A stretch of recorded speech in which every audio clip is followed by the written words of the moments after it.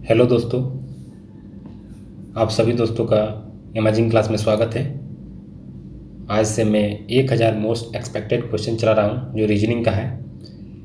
जो रीजनिंग का मैं 1000 क्वेश्चन कराऊंगा जो एनटीपीसी, ग्रुप डी और जेएसएससी सीजीएल या अदर कॉम्पिटिटिव एग्जाम के लिए बहुत ही इंपॉर्टेंट है। जिस भी एग्जाम में रीजनिंग के क्वेश्चन पूछे जाते हैं उस एग्ज़ाम के लिए बहुत ही महत्वपूर्ण है ये लेक्चर।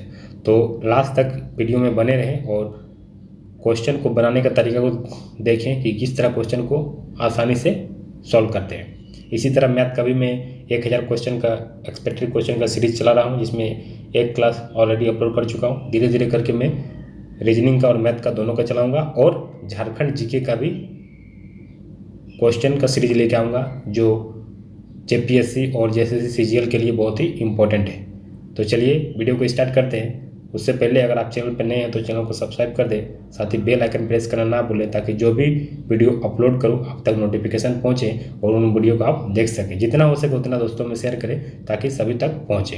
तो चलिए स्टार्ट करते हैं रीजनिंग का, देखते हैं क्वेश्चन किस तरह का है। ठीक है, चलिए स्टार्ट करते हैं।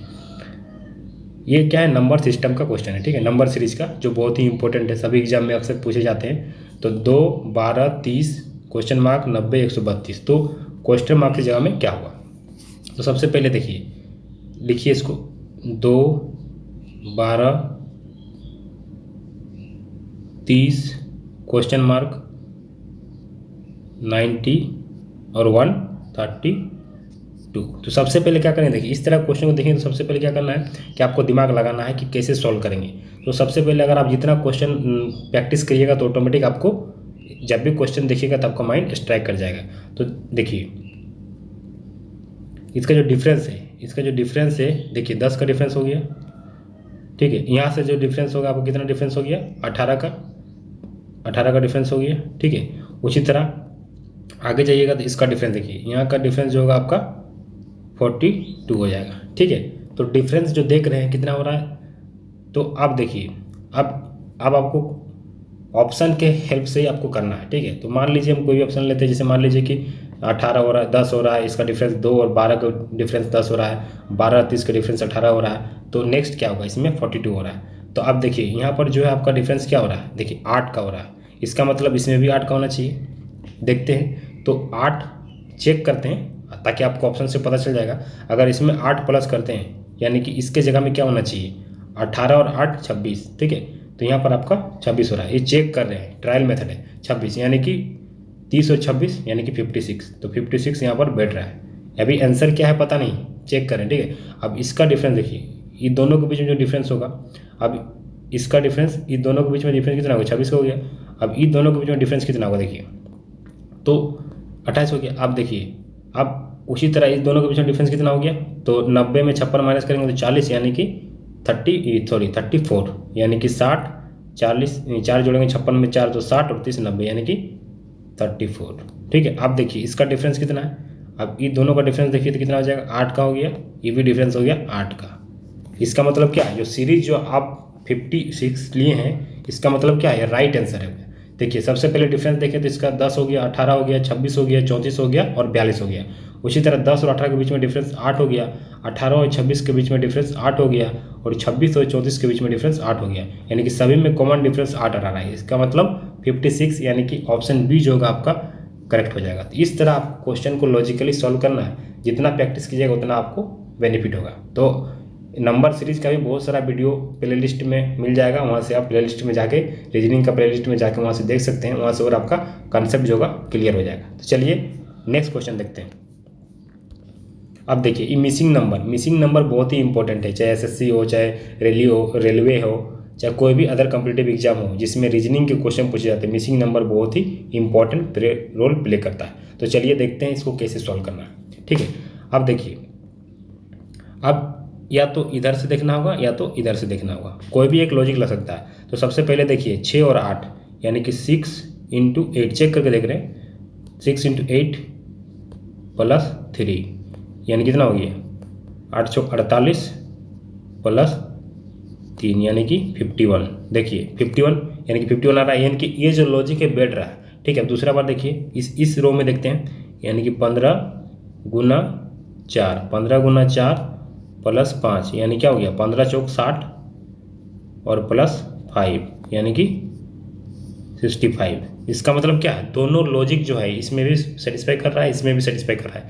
इसका मतलब इसमें भी वही लॉजिक लगेगा, इसमें भी वही लॉजिक लगेगा। तो सबसे पहले 20 इंटू 5, 20 इंटू 5 प्लस 20, तो 20 इंटू 5 यानी क्या हो गया 100, 100 प्लस 20 कितना हो गया यानी कि 120।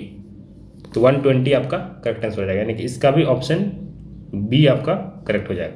तो इस तरह आपको लॉजिक लगाना है कि किस तरह से इस दो में जैसा लग रहा है, दोनों अगर सेटिस्फाई किए, इसमें भी वही रूल लग रहा है, तो इसमें और इसमें जो रूल लगता है उसी रूल को इसमें आप फॉलो कीजिए और लगाइए तो आपका आंसर निकल जाएगा, यानी कि 120 यानी कि 120 ऑप्शन बी आपका करेक्ट हो जाएगा। चलिए नेक्स्ट क्वेश्चन।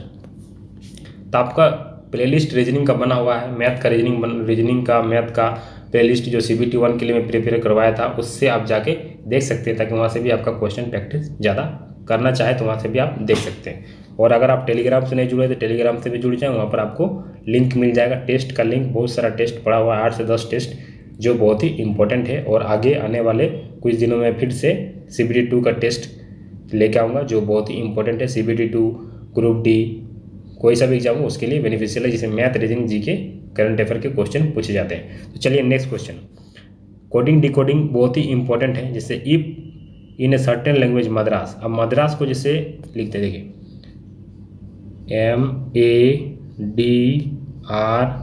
MADRAS, मद्रास को क्या लिखा हुआ है NBESBT, ठीक है। देखिए तो M सबसे पहले जब भी कोडिंग डिकोडिंग का क्वेश्चन आपको सॉल्व करना है तो प्लेस वैल्यू और ऑपोजिट आपको याद होना चाहिए, ऑपोजिट लेटर याद होना चाहिए। तो देखिए M क्या हुआ, M13 यानी कि देखिए इसमें M प्लस MN यानी कि इसमें +1 हो रहा है, A B यानी कि +1 हो रहा है, C D और E +1 हो रहा है, RS +1 हो रहा है, A और B +1 हो रहा है, S और T +1 हो रहा है, यानी कि सब में +1 हो रहा है। तो नेक्स्ट देखते हैं, उसी तरह बोला गया है कि बॉम्बे को किस तरह लैंग्वेज में लिख सकते हैं। तो सबसे पहले लिखिए BOMBAY, बॉम्बे, ठीक है। तो बॉम्बे को अब क्या करना है, इसमें +1 करना है, क्योंकि जो इसमें जो रूल लग रहा है इससे जैसा बन रहा है उसी तरह इसको भी बनाना है, यानी इससे भी उसी तरह बनेगा, यानी +1 करना है, सब में +1 करना है, सब में +1 करना है, ठीक है। तो B, ये B के बाद C, O P M N B C A +1 B Y Z, तो ये आपका ऑप्शन हो जाएगा CBN, देखिए CPN CBZ, यानी कि ऑप्शन बी जो होगा आपका करेक्ट हो जाएगा। तो जब भी आपको कोडिंग डिकोडिंग का क्वेश्चन सॉल्व करना है तो आपको प्लेस वैल्यू और अपोजिट लेटर आपको याद होना चाहिए, अपोजिट, तभी आप क्वेश्चन को आसानी से सॉल्व कर सकते हैं। चलिए नेक्स्ट क्वेश्चन। अब डाइस का क्वेश्चन है, डाइस का देखिए क्वेश्चन को कैसे सॉल्व करेंगे। अब पूछा गया है कि 4 forms of dice are shown below, in this dice which word will be on the surface opposite to the D, मतलब डी के विपरीत क्या होगा। एक पासे की 4 स्थितियां दर्शाई गई है, इस पासे में डी सतह के विपरीत कौन सा है, यानी कि डी के अपोजिट में क्या होगा। तो कोई भी दो सा ले लीजिए, ठीक है। जैसे मान लीजिए हम इसमें भी डी है, इसमें भी डी है, तो दोनों को ले लेते हैं। तो देखिए डी इसमें भी कॉमन है, डी इसमें भी कॉमन है, तो सबसे पहले क्या करेंगे, डी को लिखेंगे। मान लीजिए हम डाइस नंबर 3 ले रहे हैं, तो डी लिखेंगे और इसको हम क्लॉकवाइज घुमा देंगे, क्लॉकवाइज। तो डी के बाद क्लॉकवाइज क्या आ रहा है, यानी कि सी, घड़ी की दिशा में, सी के बाद ई, ठीक है। उसी तरह डाइस नंबर 4 में डी लिखेंगे, क्योंकि कॉमन है डी और सी। तो देखिए डी और सी, तो इससे तो बात नहीं बनेगा, क्योंकि इसमें देखिए आप अगर इसमें पूछता है, देखिए हम दूसरा तरह देखते हैं, इसको नहीं लेंगे, दूसरा डाइस को लेंगे। देखिए अब देखिए इसमें क्या है, जब भी 2 कॉमन होगा, इसमें सी और डी कॉमन है, कंसेप्ट बता रहे हैं, उसके बाद क्वेश्चन पे चलेंगे। सी और डी, इसमें भी सी और डी कॉमन है, 3 डाइस नंबर 3 और डाइस नंबर 4 में सी डी कॉमन है, यानी कि बी के विपरीत में ई हो जाएगा, कन्फर्म है। जब भी 2 कॉमन होता है तो जो बचता है वो आपस में विपरीत हो जाता है, यानी कि अपोजिट हो जाता है, ठीक है। जिसमें ए और सी दिया हुआ, ए सी 1 में देखेंगे और 2 में देखेंगे तो ए और सी दोनों में कॉमन हो जा रहा है, डबल कॉमन हो जा रहा है, यानी कि बी के अपोजिट में ई हो गया, ठीक है। तो यहाँ से कंसेप्ट पता चला। अब देखिए इसको देखिए, इसमें सी और ई कॉमन है, डाइस नंबर 2 और डाइस नंबर 3 में देखिए सी और ई कॉमन है, इसका मतलब ए के विपरीत क्या हो जाएगा, डी हो जाएगा। यानी कि आपका आंसर मिल गया। तो ए के विपरीत क्या है, डी, यानी कि ऑप्शन बी जो होगा आपका करेक्ट हो जाएगा, ऑप्शन बी आपका राइट हो जाएगा। इस तरह आपको लॉजिक लगाना है। जब एक कॉमन हो जाए, आप देखेंगे कि 2 कॉमन हो जाए इस डाइस में, आपको अगर मान लीजिए आपको पता करना था कि ये तो जब 2 कॉमन हो गया तो जो जो बचा वही आपका ऑपोजिट हो जाता है। अब दूसरा कंसेप्ट को इसी में बताते हैं कि क्वेश्चन इंपॉर्टेंट तो है लेकिन कंसेप्ट के साथ आपको बताया जाएगा। कोई भी क्वेश्चन लाया तो कंसेप्ट को अच्छी तरह से बताया जाएगा, ताकि आप फिर बाद में जब क्वेश्चन सॉल्व करें तो आप प्रैक्टिस कर सकते हैं, सभी तरह के क्वेश्चन को आसानी से बना सकें। चलिए ठीक है, अब देखिए इसमें देखते हैं। इसे मान लीजिए 2 और 4 को लेते हैं, तो 2 और 4 में कॉमन क्या है, 2 और 4 में सी कॉमन है, तो सी कॉमन है, सी लिख दिए। अब इसको क्लॉकवाइज घुमाएंगे, मैंने घड़ी की दिशा में, तो सी के बाद ए आएगा, ए के बाद ई आएगा। अब डाइस नंबर 4 को लेते हैं और जो कॉमन है सी लिखें और क्लॉकवाइज घुमाना घड़ी की दिशा में, डी हो जाएगा और यहाँ पर आपका बी हो जाएगा। तो यहाँ पर क्या, इसका मतलब क्या है, ए के विपरीत डी है और ई के विपरीत, ई के अपोजिट बी है। तो अब क्या बचा, कोई भी एक लेटर बचा होगा, क्या बचा, A B C D E. अब इसमें तो कोई सा बचा नहीं है, सी के विपरीत कुछ भी हो सकता है, ठीक है। इसमें हालांकि दिया नहीं हुआ है, जैसे मान लीजिए ए बी और सी, जो ऑप्शन में रहता है सी के विपरीत भी वही हो जाता है। सी के विपरीत डी नहीं हो सकता है और ए के विपरीत डी है और ई के विपरीत बी है, लेकिन सी के विपरीत क्या है पता नहीं चल रहा, क्योंकि डाइस में वैसा ऑप्शन दिया हुआ नहीं है, ठीक है। तो इस तरह आप इसको आइडेंटिफाई कर सकते हैं। चलिए नेक्स्ट क्वेश्चन। अब ये क्वेश्चन जो है डायरेक्शन से रिलेटेड है। A man facing toward north west turn left right left in series, in which direction now he is. एक आदमी उत्तर पश्चिम दिशा में मुंह करके खड़ा है, वह पहले बाएं दाएं दाएं दाएं और बाएं क्रमवार मुड़ता है, और अब वो किस दिशा में मुंह करके है। तो देखिए सबसे पहले आपको डायरेक्शन जानना है कि किधर डायरेक्शन लेते हैं। इधर हो गया ईस्ट वेस्ट नॉर्थ और साउथ, पूरा पश्चिम उत्तर दक्षिण। देखिए तो सबसे पहले क्या करना है, इस तरह क्वेश्चन को देखिए। अगर आपको आदमी जो है वो कहाँ खड़ा है, नॉर्थ वेस्ट, यानी कि नॉर्थ वेस्ट मतलब उत्तर पश्चिम की ओर मुँह करके, माने उत्तर पश्चिम की ओर मुँह करके खड़ा है, ठीक है। तो उत्तर पश्चिम की ओर मुँह करके खड़ा है। ये आदमी जो है, ये आदमी खड़ा है उधर मुँह करके, इसका फेसिंग उधर है, मतलब उत्तर पश्चिम की ओर मुँह करके खड़ा है। तो सबसे पहले देखिए दाएं बाएं या दाएं जाए बाएं जाए, तो दाएं बाएं को काट दीजिए और दाएं बाएं को काट दीजिए, क्योंकि दाएं जाएंगे बाएं जाएंगे तो आपस में कैंसिल हो जाएगा, ठीक है। तो उसको दिशा से कोई मतलब नहीं है, डायरेक्शन से कोई मतलब नहीं। तो सिर्फ बचा कि दाएं, तो इसको दाएं जाना है, यानी कि इधर नॉर्थ वेस्ट की ओर है, यानी कि उत्तर पश्चिम की ओर है, तो दाएं जाएगा तो इधर चला जाएगा, यानी कि नॉर्थ ईस्ट, यानी कि उत्तर पूर्व, यानी कि ऑप्शन डी जो होगा आपका राइट हो जाएगा, ठीक है। इस तरह डायरेक्शन को आपको क्वेश्चन, अगर आप इस तरह भी सॉल्व करते दाएं जाते फिर बाएं जाते फिर दाएं जाते फिर बाएं जाते, तो उसमें क्या होगा, कन्फ्यूजिंग ज़्यादा क्रिएट हो जाएगा। तो इसीलिए आपको पहले जब भी इस तरह क्वेश्चन आएगा, जैसे दाएं बाएं, तो दाएं बाएं कर सकता है, कभी कभी क्लॉकवाइज एंटी क्लॉकवाइज, मैंने घड़ी की दिशा में, घड़ी की विपरीत दिशा में, तो उसको भी आप प्लस माइनस करके आप डायरेक्टली निकाल सकते हैं। तो ये बहुत ही इंपॉर्टेंट है, ये जो लॉजिक है बहुत ही काम करता है, इसीलिए आपको इस पर ध्यान देना है। चलिए नेक्स्ट क्वेश्चन। अब रैंकिंग का क्वेश्चन है। Rohan rank 7th from the top and 26 from the bottom in a class, how many students are there in the class. Rohan की स्थिति कक्षा में रैंक ऊपर से 7वां है, तो ऊपर से जो रोहन का रैंक है वो कितना है, 7वां। रोहन का रैंक जो है 7वां है ऊपर से, और नीचे से जो रोहन का रैंक है, नीचे से बॉटम से रोहन का जो रैंक है आपका, नीचे से जो रैंक है आपका नीचे से, ठीक है।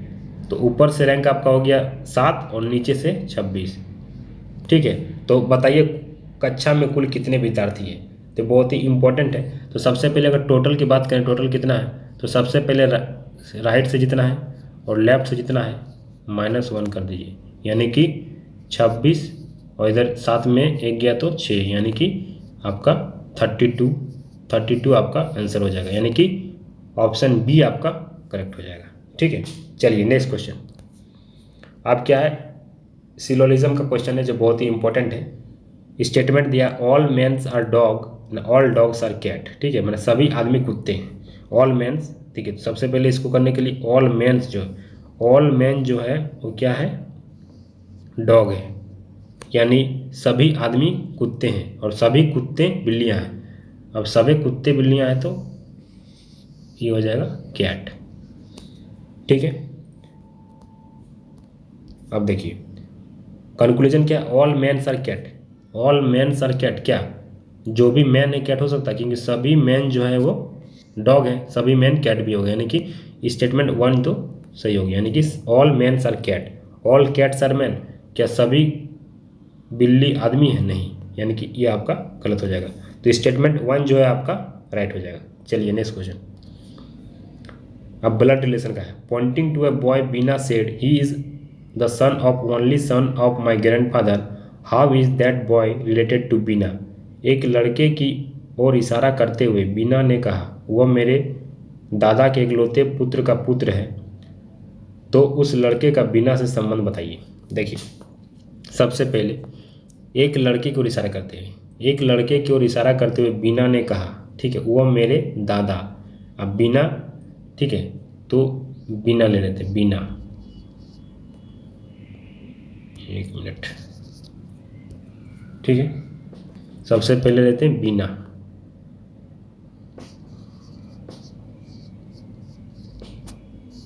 ठीक है, वो मेरे दादा, तो बीना के दादा यहाँ चलेंगे, एक मिनट इसको स्पेस थोड़ा लेंगे तो अच्छा होगा, क्लियरली बनेगा, ठीक है। देखिए यहाँ लिखते हैं ताकि ब्लड रिलेशन में जब भी बनाना हो तो स्पेस बनाना, ताकि ऊपर तक ट्री बनता है ना। तो बीना, तो वो मेरे दादा, इसके दादा यहाँ हो जाएगा, यानी कि दादा, ठीक है, बीना के दादा माने वे मेरे दादा के इकलौते पुत्र माने इसका बेटा, यानी कि बीना का पिता हो जाएगा, ठीक है, बीना का पिता हो जाएगा। तो वो मेरे दादा के इकलौते पुत्र का पुत्र है, यानी कि आदमी जो लड़का है, ठीक है। तो समझ में आ गया। देखिए ही is the only son, he is the only son of my grandfather, और वो मेरे दादा मैंने बीना के दादा के इकलौते पुत्र का लड़का है, यानी कि बीना का क्या लगेगा, भाई लगेगा, ठीक है। तो ऑप्शन पूछा गया है, तो उस लड़के का बीना से क्या संबंध है, लड़का जो होगा बीना का क्या लगेगा, यानी कि बीना से संबंध बताइए। तो बीना के लड़का जो होगा क्या होगा, उसका भाई होगा, ब्रोदर, यानी कि ऑप्शन बी जो होगा आपका करेक्ट हो जाएगा। चलिए next question. How many triangles are there in the following figures, दिए गए चित्र में कितने त्रिभुज हैं, माने कि ट्राइंगल फाइंड करना है। सबसे पहले देखिए, अब इसको देखिए, अगर हम इसको लेते हैं, इसको सिर्फ लेते हैं, इसको, ठीक है, तो यहाँ से एगो बनेगा, ये वाला आपको पता होना चाहिए। काउंटिंग ऑफ फिगर का वीडियो जाके देख सकते हैं, मेरा प्लेलिस्ट में बना हुआ है, वहाँ पर आप देख सकते हैं। जब भी इस तरह बनेगा तो 1 और 2, 2 यानी कि 1 + 2 3, तो इससे तो आपका 3 बन गया, यानी कि आप लिख लीजिए पहले 3, तो आपका इस वाले ट्राइंगल से आपका 3 बन गया। उसी तरह अब देखिए, उसी तरह ये वाला ट्राइंगल से, ठीक है, ये वाला ट्राइंगल से, ठीक है, ये वाला ट्राइंगल से जो काला वाला लिए इससे भी 3 बनेगा, तो इससे भी 3 बना। अब पेन चेंज कीजिए, फिर दूसरा देखते हैं। अब सिर्फ हमको, ठीक है, ये वाला से देखना है, हरा वाला से, तो हरा वाला से भी 3 गो बनेगा, ठीक है, इतना हो गया। काला वाला से बन गया, हरा वाला से बन गया 3 गो, ठीक है। अब हरा वाला से जो देखिए, अब जब हरा वाला दिए तो हरा वाला जब आया और काला वाला मिल गया तो 1, ठीक है, 1 इससे बना, 2 3 3 बना, तो 3 इधर भी हो गया, यानी कि 12 तो हो गया, ठीक है। और एक बड़ा वाला पूरा, यानी कि +1, तो कितना हो गया 13, तो ऑप्शन बी आपका राइट हो जाएगा। चलिए फिर से देखते हैं। तो सबसे पहले आपको काउंटिंग का पेयर करना है, तो रेड वाला देखिए, ये जो है रेड वाला, इससे आपका 3 गो बनेगा। जब भी इस तरह का आपको फिगर मिलेगा, यानी कि 1 2, तो दोनों को ऐड कर देना है 3, यानी कि रेड वाला से 3 गो बन गया, ठीक है। अब देखिए जब ब्लैक वाला लिए, यानी कि ये वाला ब्लैक वाला, तो इससे भी 3 गो बना, ठीक है। अब देखिए ग्रीन वाला लेंगे, अब जब ग्रीन वाला लेंगे तो ये वाला ग्रीन हो गया, तो इससे क्या गो बना 3 गो, तो इसको जब लाइन खींचे 3 गो हो गया। फिर यहाँ से 1 2 3 3 बन गया। ये भी, इससे भी एगो ट्रायंगल बन रहा है, इससे भी एगो ट्रायंगल बन रहा है, और इससे भी एगो ट्रायंगल, 3 गो हो गया, तो 3 इसका भी लिख दिए। और एगो जो है बड़ा वाला बन गया, यानी कि 13 फिगर बन रहा है, यानी कि ऑप्शन बी जो होगा आपका राइट हो जाएगा। चलिए नेक्स्ट क्वेश्चन। अब मिरर इमेज, इसका MN है, जब भी आपका इस तरह रहेगा तो यानी मिरर इमेज, और जब भी आपका इस तरह रहेगा तो आपका वाटर इमेज, ठीक है। तो मिरर इमेज निकालना है, तो मिरर इमेज देखिए, अब ये जो 2 डॉट है, तो 2 डॉट तो इसमें भी है, इसमें भी है, तो ये दोनों तो कैंसिल हो गया। अब ये दोनों में इसमें भी सिंगल डॉट सिंगल। अब आपको ये वाला चीज़ ध्यान देना है, तो जिस तरह है उसी तरह रह जाएगा। जिस तरह है मिरर में जब भी जिस तरह है उसी तरह रह जाएगा, लेकिन वाटर इमेज में रहता है तो पलट जाता है। तो मिरर इमेज में जिस तरह ट्रायंगल है उसी तरह ट्रायंगल होगा, यानी कि ऑप्शन सी जो होगा आपका राइट हो जाएगा, ऑप्शन सी आपका करेक्ट हो जाएगा। इस तरह आपको सभी क्वेश्चन को अच्छे से सॉल्व करना है, देखना है कि लॉजिक क्या लग रहा है। मैंने प्रयास किया कि आपको अच्छी तरीके से समझाए ताकि सभी को समझ में आए, और जितना हो सके उतना शेयर करें ताकि सभी कोई देख सके वीडियो को, सभी फ्रेंड दोस्त जो भी है सभी देख सकें। और आशा करता हूँ कि आप लोग को ये जो जितना भी क्वेश्चन मैं करा रहा हूँ वो आपको समझ में आ रहा है और अच्छी तरह से समझ में आ रहा है, कंसेप्ट को सीखें। अगर कहीं डाउट हो तो कमेंट ज़रूर करें, और जितना हो सके उतना शेयर करें। टेलीग्राम से जुड़ जाएं, टेलीग्राम का लिंक डिस्क्रिप्शन बॉक्स में मिल जाएगा, और बहुत सारा मैथ रीजनिंग का क्लास पहले से प्ले लिस्ट बना हुआ है, वहाँ से भी आप क्वेश्चन प्रैक्टिस कर सकते हैं। डाउट हो तो आप ज़रूर कमेंट करें, और इसी तरह का सीरीज कंटिन्यू चलते रहेगा मैथ रीजनिंग का। और झारखंड जी के में मैं कुछ लेके आऊँगा जो बहुत ही इम्पोर्टेंट है। और आशा करता हूँ आपको वीडियो अच्छा लगा जैसे लाइक करें, शेयर करें और सब्सक्राइब करना ना भूलें। Thank you for watching this video.